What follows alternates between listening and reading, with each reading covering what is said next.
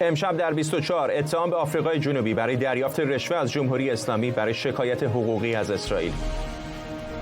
160 حقوقدان از مقامات قضایی و سیاسی آمریکا خواستند درباره این پرونده تحقیق بشه. تصویب طرح ارسال تسلیحات به اسرائیل در مجلس نمایندگان آمریکا. این طرح دولت بایدن رو مجبور به ادامه کمک تسلیحاتی به اسرائیل میکنه. و پیشرفت چشمگیر ماشین‌های اندیشمند، حالا هوش مصنوعی میتونه گفتگوی صوتی معنادار انجام بده. مصاحبه با چت جی پی تی تا دقایق دیگه. از استودیوی ایران اینترنشنال در واشنگتن دی سی این 24 است با فرداد فرهزاد. بینندگان ایران اینترنشنال در ایران و سراسر جهان سلام و وقت بخیر. گروهی متشکل از 160 وکیل و حقوقدان در نامه‌ای به وزیر خارجه، وزارت دادگستری و نمایندگان ارشد کنگره آمریکا گفتند جمهوری اسلامی به دولت آفریقای جنوبی رشوه داده تا در دادگاه لاهه اسرائیل رو به نسل‌کشی در غزه متهم کنه. جروسلم پست در گزارشی نوشته این وکلا به رهبری یک مرکز حقوقی اسرائیلی به نام شورات هادین از مقامات سیاسی و قضایی آمریکا خواستند که درباره این موضوع تحقیق بشه. در این نامه آمده که مقامات حزب کنگره ملی آفریقای جنوبی برای اینکه بتونن بدهی‌های حزبیشون رو بپردازن از جمهوری اسلامی رشوه گرفتن. همکارم سمیرا قره‌ای از مرکز واشنگتن با ماست. با جزئیات بیشتر چه میدونیم سمیرا؟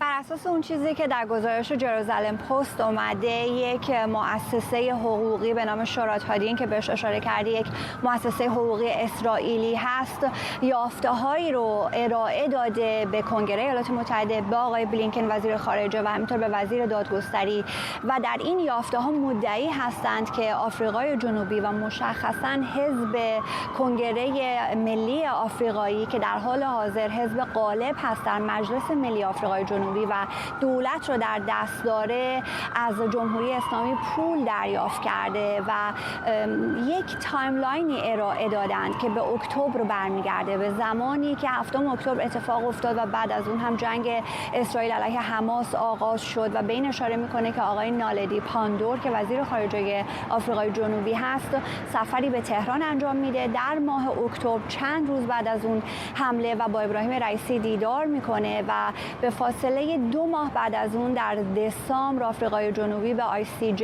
به دیوان بین‌المللی دادگستری مراجعه میکنه و پرونده رو در رابطه با نسل‌کشی اسرائیل در غزه باز میکنه و در ژانویه این حزب که به هر حال حزبی هست که مسئله و مشکل مالی داره، مدعی میشه که تونسته مسائل مالی، مشکلات و دغدغه‌های مالی خودش رو حل بکنه.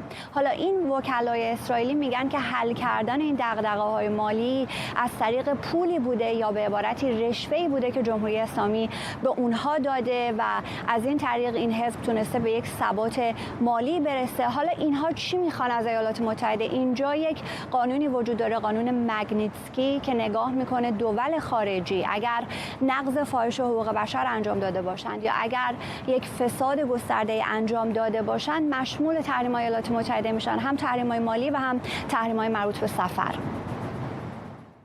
سمیرا، چه اسنادی وجود داره، چه نشانه‌هایی وجود داره که بشه این اتهامات رو متوجه دولت آفریقای جنوبی و به طور خاص ANC یا همین حزب کنگره ملی دونست؟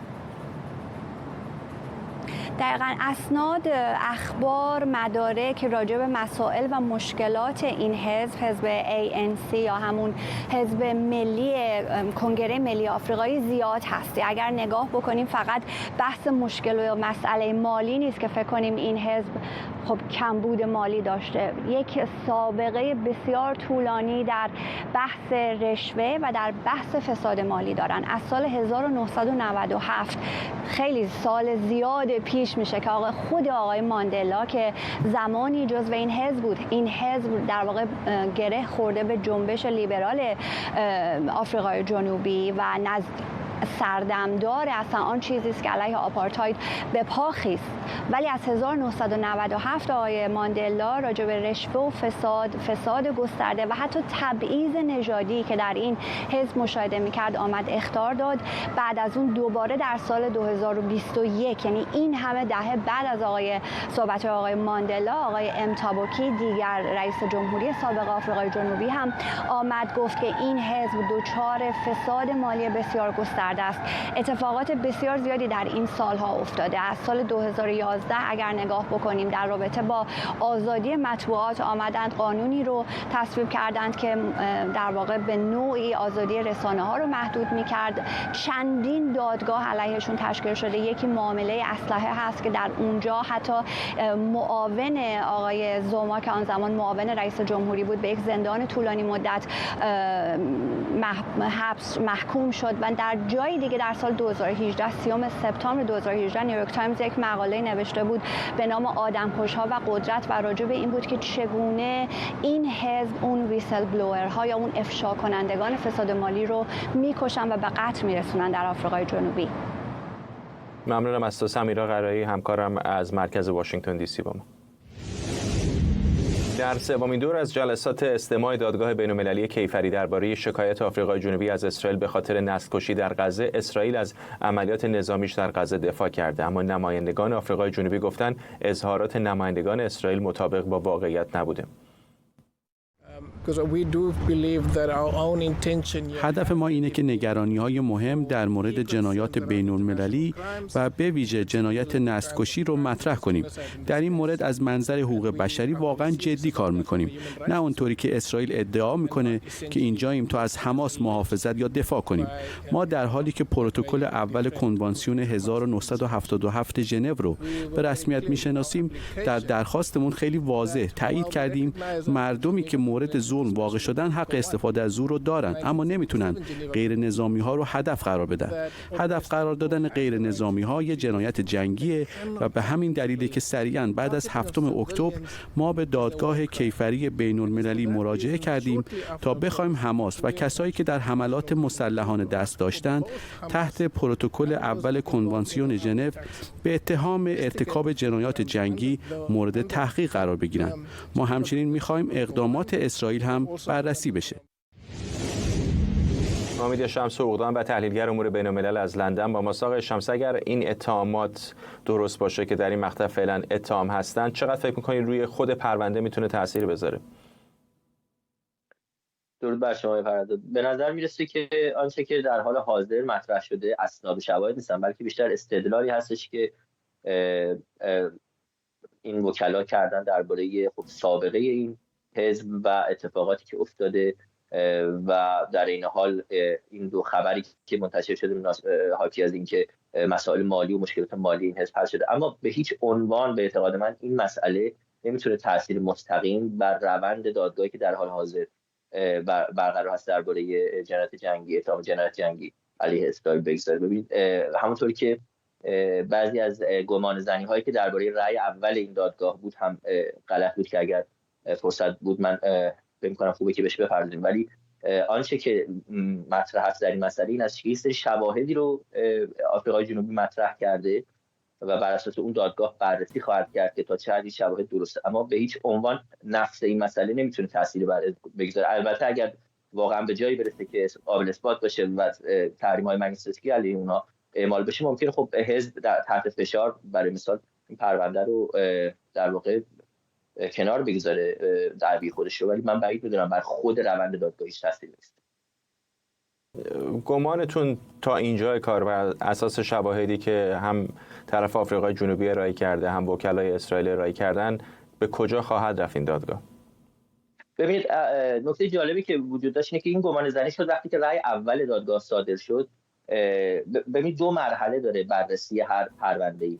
مرحله اول به اصطلاح بهش میگن admissibility، یعنی اینکه آیا دادگاه اساساً میپذیره که به این دعوی رسیدگی بکنه یا نه، یعنی حداقل شواهد وجود داره برای این مسئله یا نه. مرحله دوم به اصطلاح بهش میگن مریتس یا اینکه ماهیت پرونده بررسی شه. در مرحله اول دادگاه اعلام کرده که بر اساس دعایی‌ای که شده امکان و صلاحیت این رو داره دادگاه که به این موضوع بپذیره. در حال حاضر شواهدی که از سمت آفریقای جنوبی داره مطرح میشه بیشتر حاکی از این هستش که در واقع تلاش اسرائیل برای جابجایی گسترده و اجباری غیر نظامیان، هدف گرفتن غیر نظامیان در آمارهای بسیار بالا، جلوگیری کردن از کمک رسانی به اونها، یعنی در واقع محاصره کردن با قصد اینکه کمک. اینها ادعاهایی هستش که شده. از طرف دیگه اسرائیل معتقده که در شرایط خاصی داره می‌جنگه که در یک شرایط عادی جنگ نیست، به این واسطه که با یک سازمان تروریستی می‌جنگه که عامدانه در میان غیر نظامیان خودش رو پنهان میکنه، نه با یک دولت نظامی که اتفاقا از غیر نظامیان خودش محافظت میکنه، اونها رو مثلا به پناهگاه میفرسته. در نتیجه معتقده که این آمار غیر نظامیان عملا به دلیل این هستش که در یک شرایط ویژه و نه با یک دولت، با یک سیستم مکانیزه ارتش مکانیزه، بلکه داره با یک سازمان تروریستی میجنگه که تلاشش این هست، هدفش این هستش که آمارها رو ببره بالا. با همه اینها آنچه که شواهد تا به این لحظه نشون داده، به خصوص اظهارات مقامات ارشد اسرائیل مثل آقای یوآف گالانت که در ابتدای این جنگ گفتش که نه غذا، نه آب، نه برق چیزی به اونها نیست و اونها رو در واقع انسان زدایی کرد از غیر نظامی در فلسطین. گفت ما با انسان‌ها رو مواجه نیستیم، بنابراین با اونها مثل انسان رفتار کنیم. اینها اظهاراتی است که از در مقامات بالا اتفاق افتاده و میتونه بسیار بسیار تاثیر بذاره در روند این پرونده. ممنونم از شما. امید شمس حقوقدان و تحلیلگر امور بین‌الملل از لندن با ما. مجلس نمایندگان آمریکا طرحی رو تصویب کرده که دولت جو بایدن رو مجبور به ارسال تسلیحات به اسرائیل میکنه. تصمیم هفته پیش کاخ سفید برای توقف ارسال یک محموله تسلیحات به اسرائیل با اعتراض گسترده جمهوری‌خواهان و برخی چهره‌های دموکرات روبرو شده. کاخ سفید پیشتر گفته بود تحویل تسلیحاتی رو که ممکنه در رفح استفاده بشه متوقف کرده. در رأیگیری در مجلس نمایندگان آمریکا قانون حمایت از کمک‌های امنیتی به اسرائیل با 224 رأی موافق در مقابل 187 رأی مخالف به تصویب رسید. همکارم آرش علایی از کنگره به ما پیوسته. چقدر کار دولت بایدن رو الان دشوار میکنه این رأی کنگره؟ ببین هنوز رأی کنگره که نشده، رأی مجلس نمایندگانه و این داستان هم باید بره در سنا و آقای چاک شومر رهبر اکثریت گفته است حتی حاضر نیستن رو بیارد به صحنه علنی. بنابراین به نظر میاد که فقط یک ژست سیاسی بود از طرف جمهوری خواهان. احساس میکردن که میتونن به رئیس جمهوری آمریکا مقداری از لحاظ سیاسی فشار بیاورن و بعدم این طرح که همونجور که شما گفتی بار خیلی آرای زیادی به تصویب نرسید. 224 رأی، 3 تا از خود جمهوری خواهان بهش رأی منفی دادن، 14 دموکرات بهش پیوستن. یک طرحی است که به موجب اون بخشایی از وزارتخانه‌های دفاع و خارجه و شورای عالی امنیت ملی آمریکا رو بودجهش رو تهدید کرده است که قطع خواهد کرد یا کم خواهد کرد اگر رئیس جمهوری آمریکا ادامه بدهد به اینکه جلوگیری کند از فرستادن برخی از این سلاح‌هایی که می‌دونیم همین حدوداً چند هفته پیش کنگره آمریکا رأی داد به اینکه بالاخره این کمک‌های دفاعی تصویب بشود. داستان این است که در قانون اساسی آمریکا فرمانده کل قوا رئیس جمهوری آمریکاست و رئیس جمهوری است که تصمیم میگیرد که چه سلاحی در چه زمانی و با چه اولویتی به کدوم کشور فرستاده بشود. این که در مجلس نمایندگان 14 دموکرات به این طرح رأی مثبت دادند خودش بد هست به اندازه کافی برای کاخ سفید، چون فردا کاخ سفید به شدت لابی کرد بر علیه این قطعنامه با اینکه بیشتر جنبه سیاسی دارد و قبلا هم جمهوری خواهان سعی کرده بودن با استفاده از همین تاکتیک، یعنی با استفاده از تهدید قطع بودجه برای بقیه کارهایی که با دموکرات‌ها می‌خواستن، یک سری از طرح‌هایی که قبلا با دموکرات‌ها اختلاف داشتن می‌خواستن با اون تهدید جلو ببرن، دموکرات‌ها هم بهش رأی منفی داده بودن. حالا اینکه 14 دموکرات در مجلس نمایندگان به این لایحه طرح مثبت دادن خودش به اندازه کافی بد هست برای دموکرات‌ها و برای کاخ سفید، نشون دهنده ایجاد ترک‌هایی در حزبشون در برابر سیاستی است که دولت بایدن در پیش گرفته است. اما در این حال در کنار این داستان باید اضافه کرد که دولت بایدن هم میگوید الان از اسرائیل میخواهد که یک سری داستانهایی رو توضیح بدهد که به نظر اونها خیلی منطقی به نظر میآید. یک اینکه مسئله‌ای که الان در غزه اتفاق افتاده است چگونه بدتر نشود، چگونه تبدیل به قحطی نشود. اسکله جدیدی که آمریکایی‌ها دارن اینجا راه انداختن و روز جمعه کار خودش آغاز کرده است، برای همین است دولت بایدن این فشار رو به خودش تحمل می‌کند برای اینکه جلوگیری کند از بروز یک قحطی گسترده در غزه. و در این حال هم سوالشون از اسرائیلی‌ها این است که روز پس از سقوط حماس چه اتفاقی می‌افتد، چه آلترناتیوی وجود دارد که آنجا را در دست بگیرد. امریکایی‌ها میگویند در زمانی که در عراق و افغانستان بودن، اونها هم طرحهایی رو برای مبارزه با تروریسم اجرا کردن، ولی موفقیت این طرحها بستگی به این داشت که بتونن قلب مردم اون منطقه رو به دست بیارن، نه که فقط برن تروریست‌ها رو بکشن. اون کاری است که الان به نظر میاد اسرائیل فعلا دارن انجام میدهد، یعنی میرود تروریست‌ها رو میکشد، منطقه رو تخریب میکند، میرود از اونجا خارج میشود. خب بعدش چه اتفاقی میافتد؟ اون منطقه چگونه سر پا خواهد ایستاد اگه قرار باشد که هیچ ساختمانی اونجا آجر روی آجرش دیگه بند نشود؟ خب اون خودش یک بستری به وجود میارد برای گسترش تروریسم، چیزی که دولت بایدن میگوید و از اسرائیلی ها میخواهد که یک طرح مدون ارائه بدن. اون چیزی که اسرائیلی ها به نظر میاد تا حالا نتوانستن طرح مدونی در موردش ارائه بدهند، یا حتی به نظر نمیاد حتی به اون مرحله رسیدن که بخوان به اونجا فکر کرده باشن. ممنونم از تو. آرش علایی از کنگره آمریکا. همزمان با رأی مجلس نمایندگان به ارسال اجباری تسلیحات به اسرائیل، حکیم جفریز رهبر دموکرات‌ها در مجلس میگه این طرح تلاش جدی برای تقویت روابط به گفته او ویژه بین آمریکا و اسرائیل نیست. قانونی که امروز در دستور کار قرار دارد تلاش جدی برای تقویت روابط ویژه بین آمریکا و اسرائیل نیست. حماس باید به طور قاطع شکست داده شد. گروگان‌ها باید به سلامت بازگردانده شد. ما باید کمک‌های بشردوستانه را به غزه افزایش دهیم تا از رنج غیرنظامیان فلسطینی که بدون هیچ تقصیری در میدان جنگ گیر مانده‌اند جلوگیری شود. شایان سمیعی، کارشناس امنیت ملی از ویرجینیا با ماست. آقای سمیعی، این جنگ اسرائیل و فلسطینیان یکی از اون موارد بسیار تفرقه انگیزه که کمتر کسی است که یک طرف داستان نیسته، ولی به نظر میرسه که دولت آقای بایدن موفق شده هم اسرائیلی ها رو تا اندازه زیاد ناراضی بکنه، هم مخالفان اسرائیل رو.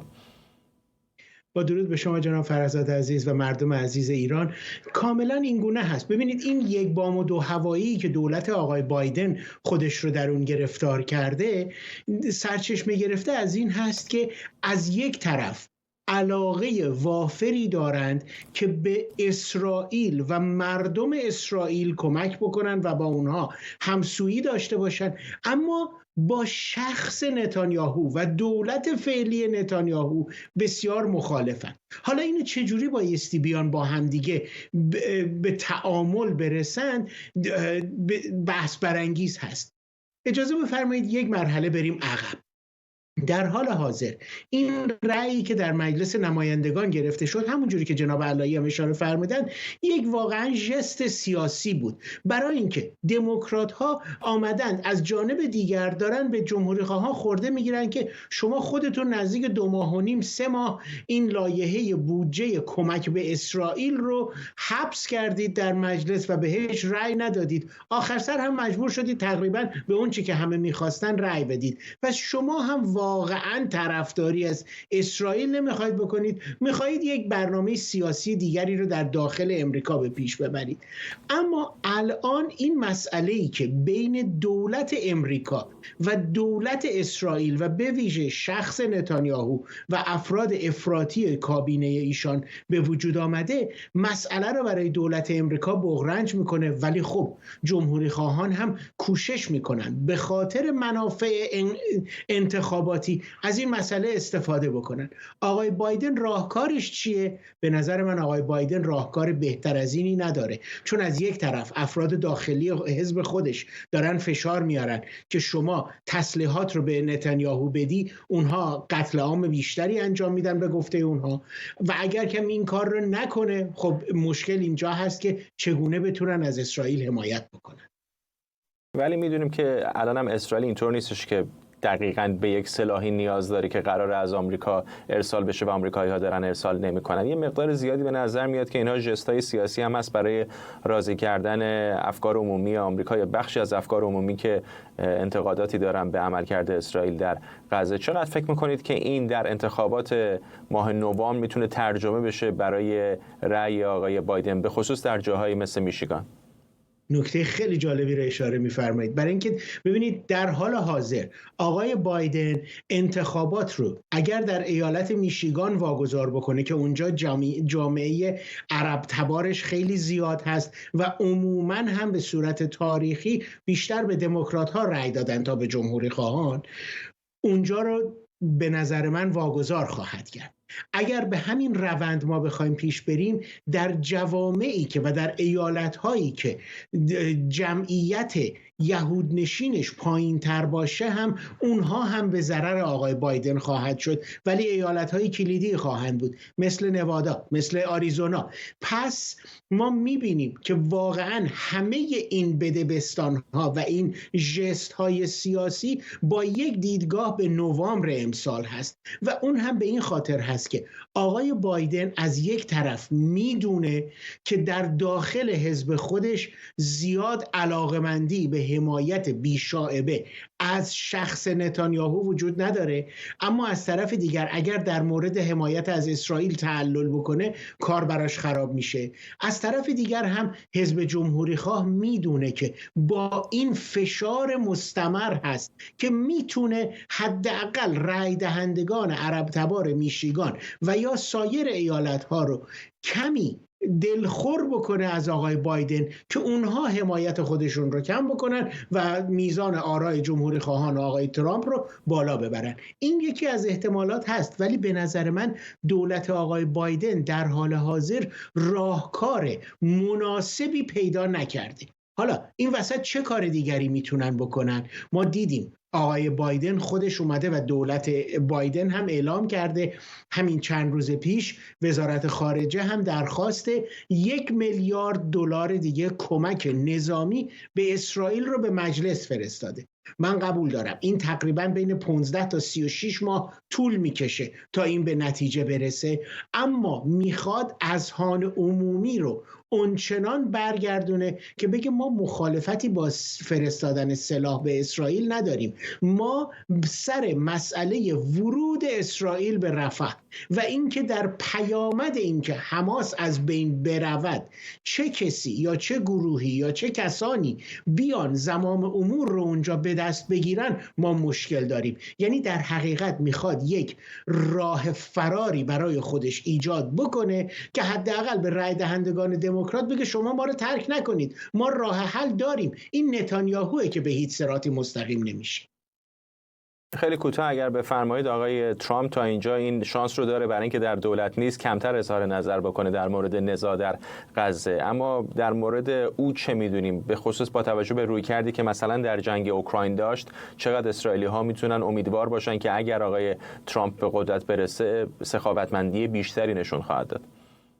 ببینید آقای ترامپ حمایت بیشائبه خودش رو از اسرائیل نشون داد و در یکی از انتخابات اسرائیل همون که فقط ایشون اعلام کرد سفارتخونه امریکا رو منتقل میکنه به اورشلیم باعث شد که آقای نتانیاهو برنده انتخابات بشه. پس ترامپ در حقیقت نقطه حمایتی خودش از اسرائیل رو نشون داده، اما مسئله‌ای که وجود داره الان دلخوری بین آقای ترامپ و آقای نتانیاهو وجود داره که آقای ترامپ بر این باور هست که نتانیاهو به اندازه کافی از ایشان قدردانی و یا حمایت نکرده. اما من فکر میکنم که اسرائیلی ها بر این باورن اگر جمهوری خواهان یا ترامپ بر مسند قدرت باشند به راحتی بیشتری میتونن به مصاف حماس و گروه های تروریستی برن. چرا؟ چون حزب دموکرات یک حزب بسیار گسترده‌ای هست و طیف های مختلف کمک بکنه. ممنونم از شما. شاهین سمیعی، کارشناس امنیت ملی از ویرجینیا با ما. نمایندگان پارلمان ایالت هامبورگ آلمان با تصویب قانونی پوشیدن روبند و برقه رو ممنوع کردند. در این طرح که با رأی اکثریت نمایندگان به تصویب رسید، تاکید شده که مدرسه و پوشاندن صورت با یکدیگر جور در نمیان. این طرح در حالی تصویب شده که حدود 4 سال پیش دادگاه هامبورگ در رابطه با پوشش یک دانش آموز مسلمان 16 ساله حکم داد که مدرسه نمیتونه مانع پوشیدن روبنده بشه، چرا که به گفته دادگاه در اون زمان هیچ مبنای قانونی برای این کار وجود نداره. جزئیات بیشتر از همکارم احمد صمدی.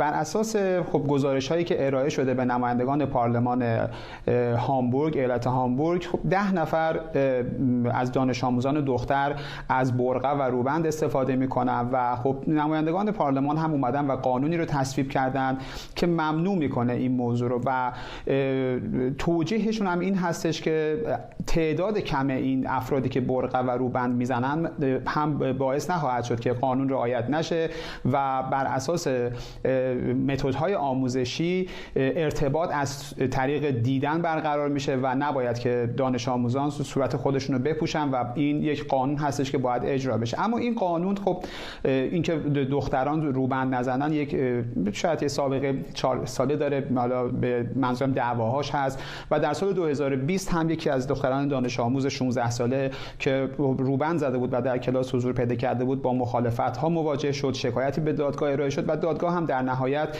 اعلام کرد که این دختر میتونه که با روبند در کلاس حاضر بشه چرا که مبنای قانونی نداره. حالا به نظر میاد که نمایندگان مبنای قانونی اون رو تعیین کردن و باید از این به بعد شاهد این باشیم که دختران دانش آموز باید بدون روبند و برقع در کلاس ها حاضر بشن. اما این نکته‌ای که در این خصوص وجود داره این هستش که این قانونی نیستش که فقط در هامبورگ داره اجرا میشه، پیش از این هم در ایالت‌های مختلف این قانون اجرا شده.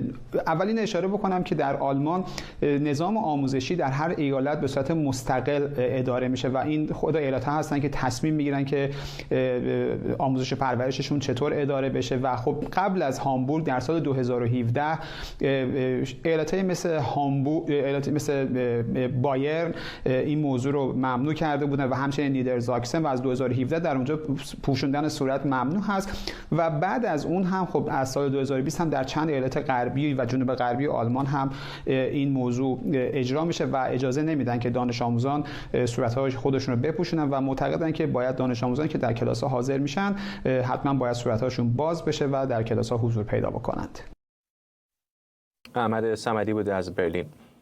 شرکت اوپن ای آی اول همین هفته از مدل جدید هوش مصنوعیش رونمایی کرد، مدلی که سریعتر از هر مدلیه که اوپن ای آی تا به حال عرضه کرده و میتونه هر ترکیبی از متن، صوت، تصویر و ویدیو رو به عنوان ورودی بگیره و خروجی‌هایی به شکل متن، صوت و تصویر تولید کنه. اوپن ای آی میگه زمان پاسخگویی این مدل به فرمان صوتی حدود 232 میلی ثانیه است که نزدیک به زمان پاسخگویی انسان در یک مکالمه عادی به شمار میره. فکر کردم چه کسی بهتر از خود چت جی پی تی که درباره امکانات جدیدش توضیح بده و در مصاحبه‌ای که پیشتر ضبط کردم ابتدا ازش پرسیدم نسخه جدید چه ویژگی‌هایی داره. نسخه 2.0 چت جی پی تی بهبودهای قابل توجهی داشته است که شامل بهتر شدن درک متن و تولید پاسخ‌ها می‌شود. این نسخه بهتر می‌تواند مکالمات طولانی‌تر و پیچیده‌تر را مدیریت کند و درک بهتری از سوالات پیچیده و زمینه‌ای دارد. همچنین این نسخه در تشخیص نیازهای کاربر و ارائه پاسخهای دقیق‌تر بهتر شده است. فکر می‌کنید چقدر با هوش مصنوعی جامع یا AGI فاصله داریم؟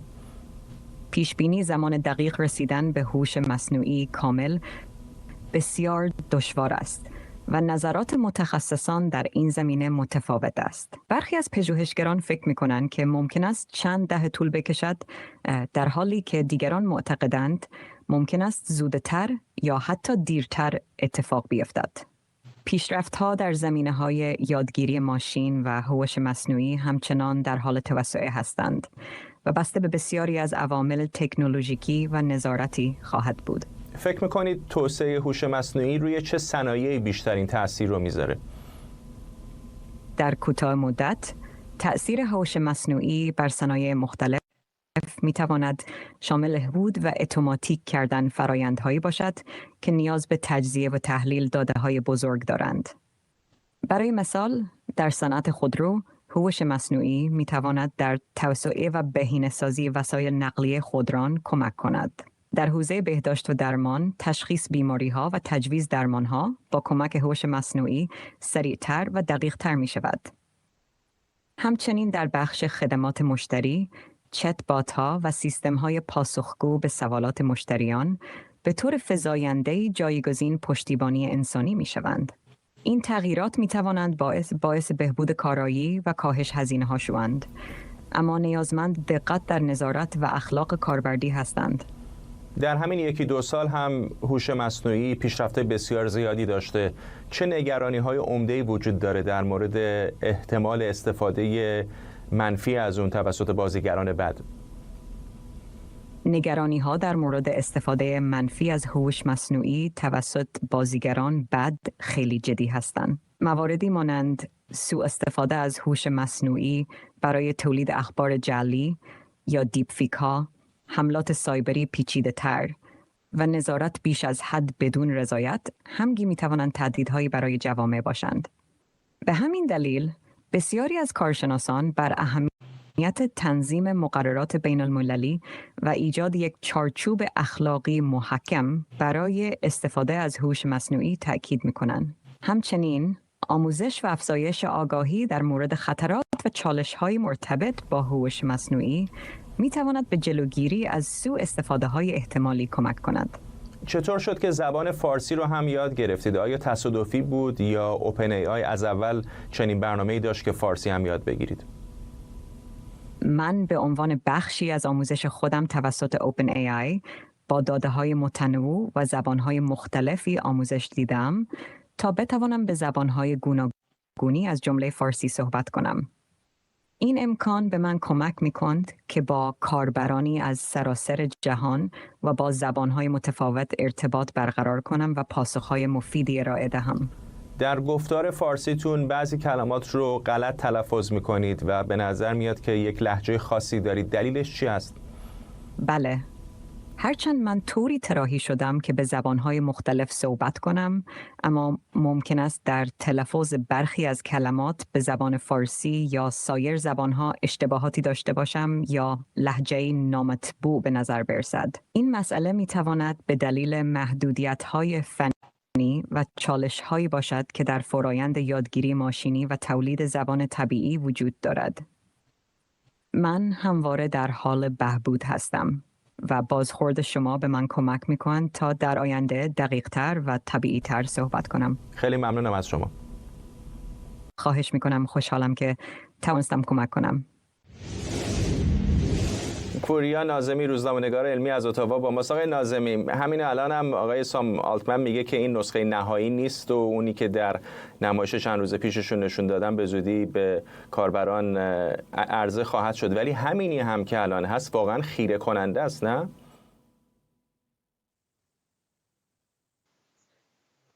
با یک فرآیند در واقع خیره کننده ای از پیش، اگرچه که هنوز به نظر میرسه که راه طولانی وجود داره تا جایی که ما بتونیم بگیم که با یک هوش مصنوعی به اون معنای سابقه خودش، به اون معنای عمومی درک شدهش سر و کار داریم. یادمون باشه در واقع اون چیزی که امروز باهاش مواجه هستیم نمونه بی‌نظیری، نمونه فوق‌العاده پیشرفته‌ای از همون چیزی که به نام بازی تقلید یا ایمیتیشن گیم معروف بودش. یعنی ما با ماشینی سر و کار داریم که میتونه آنچه را که ما انتظار داریم از یک شخصیت بازسازی بکنه. دعوایی که در واقع وجود داره، اختلاف نظری که وجود داره اینجا هستش که آیا آن چیزی که شبیه یک انسان جواب ما رو میده و واکنش میده و واقعا هم دسترسی به اطلاعاتش، تلاشش، شما اشاره کردین به لهجه‌ای که داشت صحبت میکرد، مطمئن باشید ظرف چند ماه آینده این هم خوب میشه. هر تعداد در واقع نمونه‌های بیشتری رو داشته باشه این رو بهتر میکنه، بتونه با لهجه‌های مختلف صحبت بکنه. اما نکته مهم کماکان اینه که حداقل به نظر بخش بزرگی از کسانی که این الگوریتم‌ها رو دنبال میکنن و در واقع ساینسش رو، علمش رو پیشرفت میبرن، ما با یک در واقع مقلدی طرف هستیم که بهترین شرایط ممکن میتونه بهترین پاسخ‌ها رو بده. این کماکان برای 80-90% کارهای ما خوب هستش. اما خود ما آیا این نیستیم آقای ناظمی؟ خود ما مگر مقلد پدر و مادر و معلم و دوست و همکار و کتاب و یوتیوب و اینها نیستیم؟ خود ما چه تفاوتی داریم؟ اتفاقا سوال خیلی عالیه، به خاطر که گاهگداری فناوری باعث میشه که ما برگردیم به یه سری سوالات فلسفی اولیه. اینکه اساساً وقتی من میگم من راجع به چی دارم حرف میزنم، وقتی که من میگم من خودآگاهم، این خودآگاهی یعنی چه؟ اصلا ساده‌تر، هوشمندی یعنی چه؟ اینا چیزایی که واقعا جواب قطعی و خیلی کادبندی شده نداره.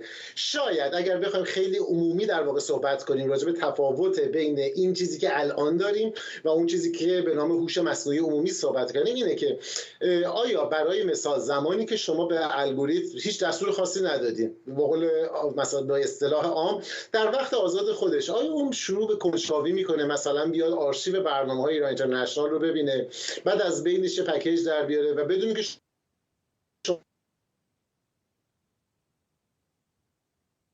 آقای ناظمی صداتون خیلی منقطع است. کیفیت ارتباطمون با چت جی پی تی بهتر بود تا با شما آقای ناظمی. لطفاً با ما بمونید. اتفاقاً حالا این سوال قبلی که پرسیدم از چت جی پی تی در مورد خود هوش مصنوعی بود. این حالا متن خبر بعدی رو که خواهم خوند اتفاقاً اون رو هم خود هوش مصنوعی نوشته. اجازه بدید اون رو هم بخونم و البته بگم که راستی آزمایش کردیم، ولی خبر رو بخونم. دقیقاً تمامی متنی که الان میخونم رو خود هوش مصنوعی نوشته، ما نقشی نداشتیم. در دادگاهی که امروز برگزار شد، دونالد ترامپ به اتهامات مربوط به پرداخت پول به استورمی دنیل، ستاره سابق فیلم‌های بزرگسالان، در جریان کمپین انتخاباتی سال 2016 پاسخ داد. این پرونده که توجه بسیاری رو به خود جلب کرده، شامل شهادت مهم مایکل کوهن، وکیل سابق ترامپ میشه. آقای کوهن ادعا میکنه که این پرداخت‌ها به دستور ترامپ و برای جلوگیری از انتشار اطلاعاتی که ممکن بود به کمپین انتخاباتی او آسیب بزنه انجام شده. حضور امروز کوهن در دادگاه میتونه تاثیر قابل توجهی بر روند این پرونده داشته باشه. بعد از اینکه متن مقدمه رو خود هوش مصنوعی چت جی پی تی 4 او نوشت، از خودش درباره اتفاقات مهم در دادگاه امروز پرسیدم. امروز در دادگاه مایکل کوهن تحت بازجویی شدید وکیل ترامپ قرار گرفت و در مورد تماس تلفنی با محافظ ترامپ کیث شیلر دچار تناقض شد. این تناقض باعث تردید در صداقت و اعتبار کوهن شد و ممکن است به نفع دفاع ترامپ تمام شود. فکر میکنید این دادگاه کلاً روی انتخابات ریاست جمهوری آمریکا چه تأثیری میتونه بذاره؟ این دادگاه میتواند تأثیرات مهمی بر انتخابات ریاست جمهوری آمریکا داشته باشد. اگر ترامپ محکوم شود، ممکن است به اعتبار و محبوبیت او ضربه بزند و بر حمایت از او تأثیر منفی بگذارد. از سوی دیگر، اگر تبرئه شود، میتواند این نتیجه را به عنوان اثبات بیگناهی خود مطرح کند و حمایت بیشتری از طرفدارانش جلب کند. نحوه پوشش رسانه‌ای این دادگاه و واکنش عمومی به نتایج آن نیز نقش کلیدی در شکل دهی به افکار عمومی و تأثیر بر انتخابات خواهد داشت. می‌بینید آقای ناظمی خیلی واقع گرایانه، حتی در این مورد خیلی به نظر میاد بی‌طرفانه داره جواب میده. میتونه یک تحلیلگر منصفی باشه که شما در هر برنامه تلویزیونی اون رو می‌بینید. تازه این نسخه فارسی است که حالا بعضی از تلفظات و لحنش کم ایراداتی داره. در نسخه انگلیسی که واقعا به سختی شما میتونید تشخیص بدید که آیا این یک انسان هست یا نه. کاملا درسته و به خصوص و این شاید این نکته از در واقع آپدیت های فوق العاده جذابی باشه که البته جمنای و بقیه سعی کردن انجام بدن ولی به این قدرت نرسیده بود و اون این هستش که الان چت جی پی تی میتونه بر مبنای الگوریتمش که اگه یه زمانی بشه فرصت کرد واقعا نوعی شاهکار به شمار میادش، غیر از این که یک انبوهی از داده ها رو براش تمرین داده شده و میتونه ادبیاتی شبیه ادبیات ما رو بازسازی بکنه، حتی تصویر رو تحلیل بکنه و بقیه موارد. حالا میتونه بره بر مبنای نکته‌ای که ما ازش پرسیدیم جستجو بکنه. فعلا به نظر میرسه که مجموعه مشخص و معتبری از منابع رو در اختیارش گذاشتن. برای مثال در همین سوالی که شما کردین احتمالاً از منابع مثل پلیتیکو، منابع روزنامه‌های معتبر استفاده میکنه و اون رو در فضای خالی گفتگو میذاره. به عبارتی میدونیم که در واقع عمده آن چیزی که امروز از چت جی پی تی و عمده مدل‌های زبانی میشناسیم به نوعی بردوش مقاله‌ای هستش که سال 2015 تعدادی از مهندسان گوگل نوشتن تحت عنوان اینکه تنها چیزی که شما نیاز دارید توجه هست. اونجا مفهومی به نام ترانسفورمر رو معرفی کردن که به شما به الگوریتم در واقع این امکان میداد که بتونه پیش بینیش از کلام بعدی رو نه بر مبنای صرفاً حروف و کلمات کلمه بلکه بر مبنای انبوهی از گفتگوهای قبلی بسازه. این الان به یک نقطه اوج شگفت انگیز رسیده و مطمئن باشید کماکان البته همین نسخه جدید هم ممکنه در مواردی اون چیزی که بهش گفته میشه توهم یا هلوسینیشن رو داشته باشه، به خصوص جایی که شما به خبر روز ارجاع ندید. هنوز مواردی مثل لحن لهجه یا ادبیات هست، اما همه اینها خوب میشه. همه اینها رو ما حتی میتونیم امیدوار باشیم تو بازه زیر یک سال واقعا به جایی برسه که قابل تشخیص نباشه. بله واقعا در مواردی ممکنه به جایی برسیم که اگر شما تحلیلی میخوایم بی‌طرفانه بر مبنای منابع مختلف، خب این بخشی از کارهای ما رو بتونه بر عهده بگیره و انجام بده. اما یه نکته رو شاید به خصوص کاران حرفه‌ای بد نیست که تو ذهنمون داشته باشیم. یادمون باشه کماکان زمانی که با چت جی پی تی داریم صحبت می‌کنیم، اصطلاحاً اون چیزی که توی حالا بخشی از اسطوره شناسی اینا بهش میگن جاندارنگاری، این رو یه ذره مراقب باشیم. ما کماکان با انسان سر و کار نداریم یا موجود زنده سر و کار نداریم، البته به شرطی که دعواهامون از موجود زنده رو بذاریم کنار. ما کماکان با ماشینی سر و کار داریم که این ماشین به شکل بی‌نظیری داره رفتار انسانی رو تقلید می‌کنه. بنابراین اینو به چه دلیل عرض میکنم؟ به این دلیل که شما هر چقدر به عنوان یک کاربر حرفه‌ای بدونید که با چه سر و کار دارید و چه انتظاراتی داریم، اون موقع رفتارمون باهاش دقیق‌تر میشه، نتیجه بهتری میگیریم. تو نسخه جدید چت جی پی تی در واقع ورژن 4 کاری که انجام شده اینه که اصطلاحاً نوانس ها، اون چیزی که به عنوان برداشت های مختلف از یک کلام شمرده میشه رو بهبود پیدا کرده. حالا بهتر میتونه درک کنه لحن های مختلف ما رو زمانی که به یه چیزی اشاره میکنیم. این قطعا بهتر میشه. اما کماکان یادمون باشه که ما با یک ماشین طرف هستیم، از دستش عصبانی نشین، از دستش نمیدونم. ولی به خصوص آقا ناظر بخش حرفتون قطع میکنم، قبول دارم که ماشین هست در این مقطع، ولی واسه کسب و کارها واقعا چه اهمیتی میتونه داشته باشه اگر به خوبی انسان عمل بکنه؟ همین الان همکارم کامیار بهرنگ به شوخی گفته مصاحبه امشبت رو فکر میکنم رؤسا و بخش مالی خیلی دوست داشته باشن. به شوخی داره میگه به اشاره به اینکه میتونه جایگزین خیلی از کارها بشه. چقدر فکر میکنه واقعا این نگرانی میتونه بزرگ باشه؟ چون این توسعه‌ای که ما داریم می‌بینیم در همین یک سال و اندی گذشته خیلی متفاوت است با بسیاری از صنایعی که در گذشته دیدیم. ببینیم بدون کوچکترین شکی، یعنی حتی خوشبین‌ترین کسانی که نسبت به آینده این فناوری کار میکنن نمیتونن انکار بکنن و اگر انکار کنن به نظر میاد دچار توهمن که با تأثیر جدی و روی بازارهای کاری متعدد خواهد گذاشت. شما از نمایندگان مثلا چه پاسخگوی بانک بگیرید تا بخشی از کارهای ما برای جستجوی خبر، فکت چکینگ اون یا حتی ارائهش، واقعا این حرف کاملا درستیه. ما هر زمانی که با یک فناوری انقلابی مواجه بودیم بخشی از بازار کار سنتی از بین رفته. حالا ما به قدری سرعت رشد فناوریمون زیاد شده که وقتی میگیم سنتی، الان مثلا استفاده از اینترنت و کارهای مدرنی که ما انجام میدیم کماکان در برابر این تغییر سنت حساب میشه.